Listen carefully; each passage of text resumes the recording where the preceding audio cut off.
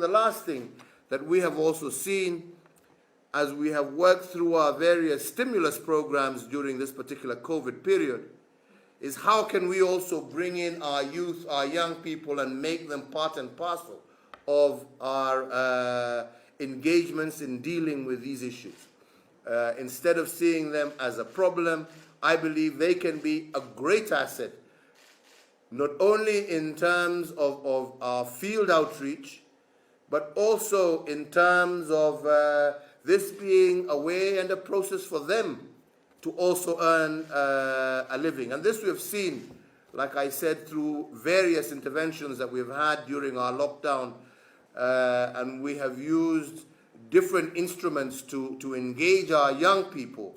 And we have seen these bearing fruit. So how can we also use this huge wealth of young, energetic young people to assist us in this fight in combating malaria?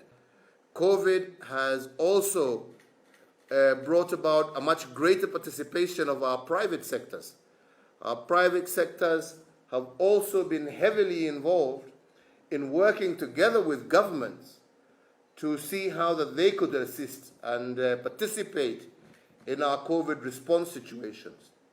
Again, we need to see how we can, on both a national, regional, and continent-wide basis, again be able to pool private sector resources to work together with government, to work together with our international partners, to be able to deal with this particular situation. So, in general terms, I want to appreciate the great work that this council has done over the years.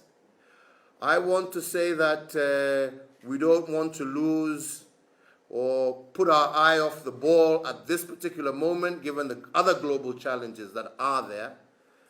I want to say that I believe that we can do a lot more by getting, especially the African continent, to pool resources and to work together in the fight against malaria and existing issues like polio and so forth, to better manage the resources that we have by pooling them together. And then I also want to once again re-emphasize the need of the use of technology to keep us all abreast and be much more capable of responding and acting. We're talking about an existing crisis, especially on the African continent, in light of a global crisis that has been brought about by COVID-19. And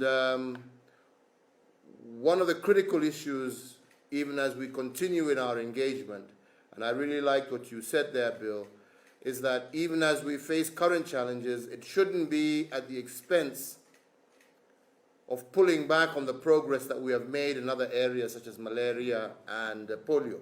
We have made tremendous progress over the years.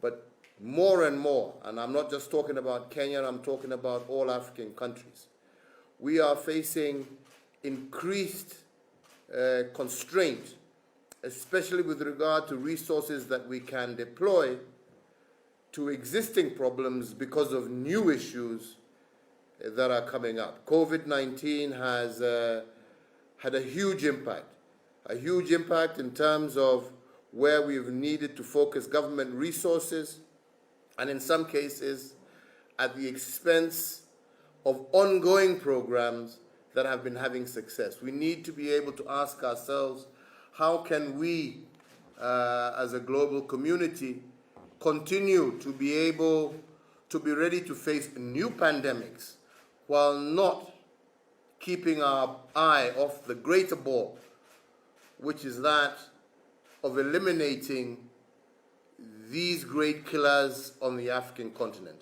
malaria being one. We have made tremendous progress on polio, and we want to see the same going on. But increasingly, we are seeing that the international community is becoming less and less interested in these areas, as they themselves, as a result of COVID, are going through increasing funding challenges of their own, and priorities are changing. We must figure out how we are not going to allow new priority changes to distract us from the progress that we have all made over the years. We have also had some benefits that have come out from this COVID experience. By pooling together as a continent to fight the COVID-19 situation, we have found that we are much better able to deal with the scenario through both sharing and greater sharing of both information, but also of pooling of resources to enable us to purchase materials in a much more economically favorable manner. And I think this is something that we've learned from COVID that I think we can translate into our malaria agenda. I think the third thing is the need for us to be able, through the use of digitization, to be able to be better informed. And that I say because as we've been tackling COVID, we were tackling something that we were not aware of. And we have found that through the use of different applications, we were actually able to manage this COVID process better. How can we use the digital process to help bring greater information, greater knowledge, and greater response through the use of digitization? Africa, most states at the lower level, they are the ones in charge of the community health workers. And but going forward in terms of financing, I think we need to really get the private sector very much involved. Like what you are saying in Nigeria, when you look at what happened with this COVID, almost every single government, both the federal government and the state governments, they have increased tremendously their health budget. Whereas before it was really a tug of war, even trying to get money for health. But right now I think it has helped, and I think raising financing in most African countries now, when you talk about health, people are now more serious. They are now more careful, looking at look, we need to spend a lot of money in health.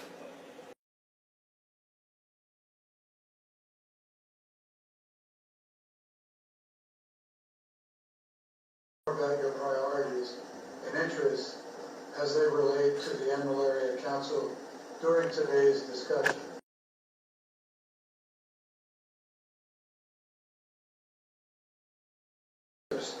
To advance the eradication agenda in Latin America, supporting to ease the burden of COVID-19. And I am so appreciative